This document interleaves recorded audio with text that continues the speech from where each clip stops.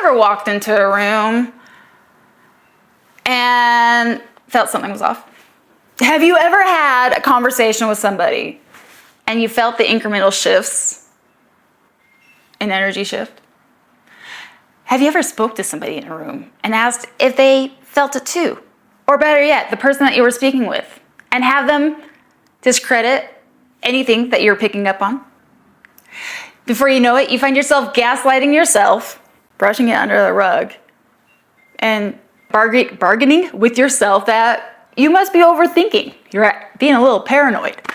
And before you know it, you inadvertently have already discredited your intuition, your discernment, because nothing within the 3D matrix validated your experience.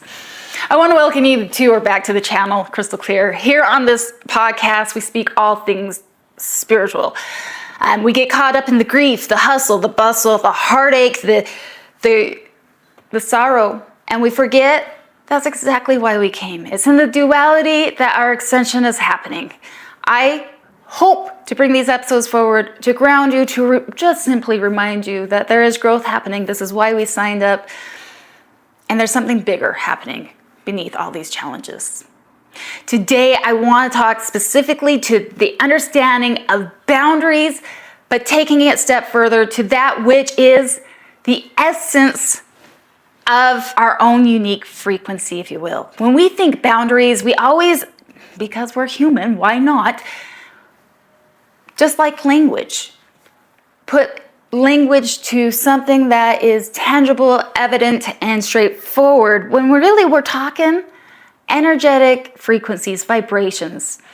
Now, I'm giving a shout out to Archangel Michael. I've been through some dark nights, guys. You know it.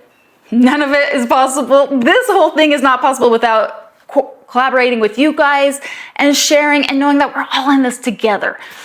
In my own dark night, trying to understand boundaries, they were foreign to me. Believe it or not, they're foreign to many people. But through the help of Archangel Michael, it's really easy to, in fact, define a boundary in that you just got to measure an energy frequency, if you will. Like everything in the world, speaking about duality, every frequency has its opposite. Today, we're talking about how to define what is a little too intimate or a little too intrusive. It really carries a line of discernment to understand which one's which. But I do want to make very clear, boundaries, guys, they are not walls that are built out of anger. They are our natural parameters of our unique frequency. And I'm going to dive deeper into helping you grasp this, if you will. So last week, I spoke about discerning the energy of a predator. And what's the difference between an emotional reaction of anger and that of a calculated hunt, if you will. And I encourage you to go back and look at it. But it's not necessary to understand this video. I'm just encouraging you because if we want to talk about intrusive energy, that video really highlights a specific scenario in that you can learn to use your discernment without any 3D, but being able to scan an environment of a knowing. Today, I want to flip that sequence over to a bit too intimate, because it often happens in the places that we have a safe environment, the people that we are closest to, that those boundaries are often pushed, maybe not fully acknowledged, and often gaslit, whether it's from them or just because of the way you personally and your good heart even have dismissed what you intuitively, God-givenly know, because you are your own antenna. You are picking up on frequencies all the time, whether you're an empath, highly sensitive person, or you are just your quote-unquote average Joe. Whatever you identify as. Energy is the substance of it all. So I want to take you on a journey of the intimacy. I got to give you the backstory to help bring this full circumference. I have a soul brother who, thank God, we found each other in this lifetime. I know we had a soul contract to do so. We have learned so much from each other, including this intimate moment I'm going to bring forward for you guys intimate in not the too, well, it is too intimate, but it was an intimate moment of growth. And this is the beauty about soul contracts, right? Our soulmates, and how they help us grow. We've been friends for over a decade. We've seen each other through highs and lows. We have helped one another to challenge, to grow through our own obstacles by being brutally honest, by being brutally vulnerable and transparent. And I think that's where we have been able to see depths of not only ourselves, but the frequency that we are putting out to the world. So, to bring this full circumference, my soul brother yearned and wanted more than this friendship. He was honest, and likewise, I too was honest. Intuitively, I knew that's not what our journey was. I had to honor that within myself, even though everything outside our friendship, how close we would be through the challenges, through the ups and downs, everything by human standards would say you guys would be phenomenal significant others. But I had to honor my own soul, and that's not a part of our journey. But his desire probably was. And it'll be further explained in today's story. But that is the basis to remind you. And in our transparent conversations, knowing that was a line that we were never going to cross, it was in that integrity of giving him the honor and respect to choose whether or not he would want to continue the relationship with one another, if you will. It was to never, because I would never want to lead anybody on, if you will. So that all being said, this lays the groundwork to the story that I'm going to share with you, in that why I do honor our friendship and what I've come to learn. So one day we decided to go out, like we have many times. We're going out, having fun, doing whatever, friends, right? We end up at the hot springs. Just another day. Nothing out of the ordinary. We're in the springs. We're having what I love about our relationship, these deep philosophical, psychological, spiritual discussions, thinking deep, challenging one another, enjoying one another's company. The day had been great, nothing out of the ordinary, up until the very end. And it was at the very end, we were just about ready to get up, pack up, go get showered, and head out. Amongst our discussion, something shifted, and I felt it. I felt a sexual charge, if you will. And for me, it felt very uncomfortable. Just seconds before this, I felt like I was in a safe environment. I felt like I was with a very close friend. And I don't say this to criticize him all by means or our relationship, but it's just interesting how it was an incremental shift, if you will, in that I was in a safe environment, having a deep, soulful conversation with a very trusted friend when I felt this shift. And it was a shift that I felt was coming from him, this sexual charge, which left me feeling very it felt intrusive. It felt too intimate. It felt that double-edged sword of discernment. I was uncomfortable. I didn't like it. And on an energetic boundary, like energetically speaking, a boundary had been crossed. But looking outwardly, he's still keeping eye contact with me. We're still in this conversation. Nothing around me gives me this 3D substance that, in fact, I have anything to validate what I just felt. But I felt it, but nothing tangible to bring it forth. So fast forward, we get up, we're headed out. It was the end of the day. I go to the showers. I do what I do. I speak to my angels. I speak to the divine. I'm trying to sort out what just happened because I'm uncomfortable. I feel a bit intruded upon. I felt violated. but nothing had happened. I had nothing to really bring forth other than just this profound feeling. And as I'm speaking to my angels, trying to, again, like, maybe I'm overthinking it. Maybe I'm being paranoid. I don't know what happened there. But as I'm speaking to the angels, thank God, I love my relationship. Again, guys, we all can have this. It's just a matter of practicing, trusting.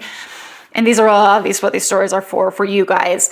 But as I'm speaking to my angels, I'm hearing them tell me, talk to him. Talk to him. You're not crazy. He'll validate what you're saying.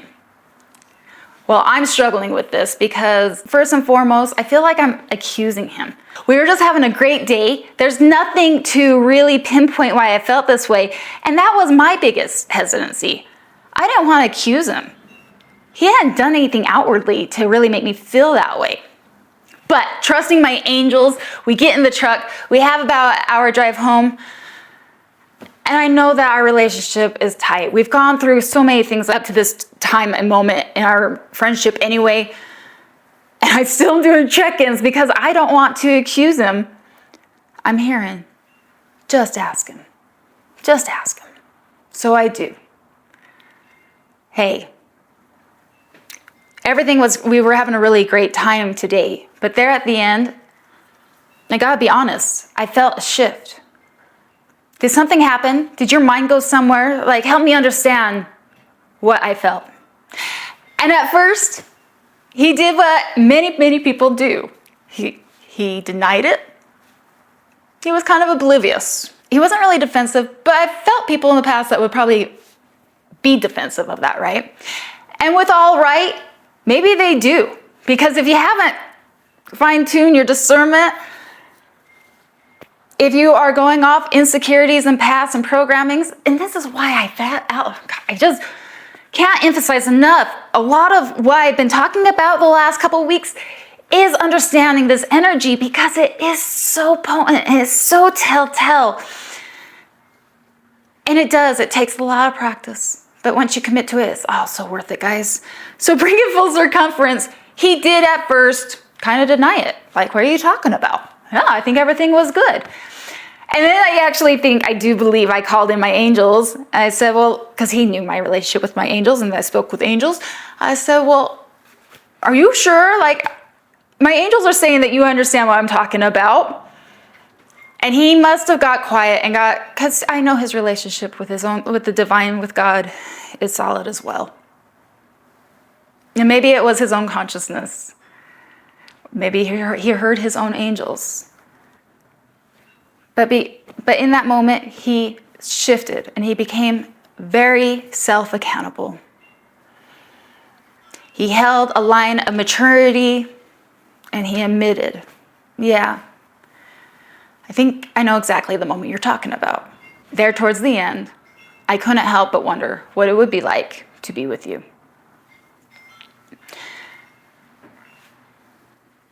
And the significance of this, guys, it was the medicine of validation I so desperately needed. And it validated so many times before that I have picked up on energies that have been denied, have been gaslit, have been dismissed in defensiveness or obliviousness. And to have good company, an honorable person sitting within my company, to hold self-accountability, to be transparent, and to validate even my own energy radar was significant in my own growth. What I'm saying, guys, yes, you need to learn to discern. That's one of the beautiful things about spirituality is that we have to be humble. We're learning, we're growing. That's what we're doing here in the duality. That is where we can't know one without the other. It's the school we're in. So you gotta be humble enough to admit that sometimes we're not right. But when you pick up on an energy, one of the worst things we can do is gaslight ourselves. Or even worse, just sweeping it under the rug and convincing ourselves that we didn't feel it. The truth is, at the end of the day, you probably did feel something. And that something is asking to be looked at, to be dissected, and to be understood at the minimum. On another layer, It is a boundary that is being pronounced, defined for you to understand. And why it's so important that the feather, like the birds of the feather that flock together, it starts with you. Being honorable within yourself, holding yourself accountability, and being transparent to yourself so that you can magnify, radiate, magnetize that your soul tribe to you. The more you stand in your own radiance, as you stand in your own purity, as you stand in your own frequency, you can't help but lose those that are not meant to be for you and attract those who are. As I was preparing for today's podcast, what was really significant about all this, guys? Again, as I was saying earlier in the very beginning of this video, we think tangible. We think, how can I relate this energy to actions outside of myself? But I want to really remind you how thoughts hold mass. It made me think about Jesus' speech on the Sermon on the Mount, and where he spoke about when you look upon someone with lustful intent, is when you've already committed the act in your heart. And what he was really saying, guys, while there had been nothing done between the two of us, while there was no actions, actually, there was no 3D manifestation of what I felt, the truth was, I felt violated. I felt uncomfortable. So, while that's a whole different video in itself, I want to leave it with energy is real. Thoughts are things. They hold mass, and they are already registering in the unseen realms before they ever manifest in the 3D. That is true to the law of attraction, to even that of a lustful eye, if you will. And it makes a lot more sense. Whether you can tangibly identify it or not, don't dismiss your intuition, your antenna of feeling and knowing things. Even if it's not exactly as you thought, as you identify, again, you go back to the podcast last week in The Predator. It takes a minute to fully dissect and to understand. I want to hear from you.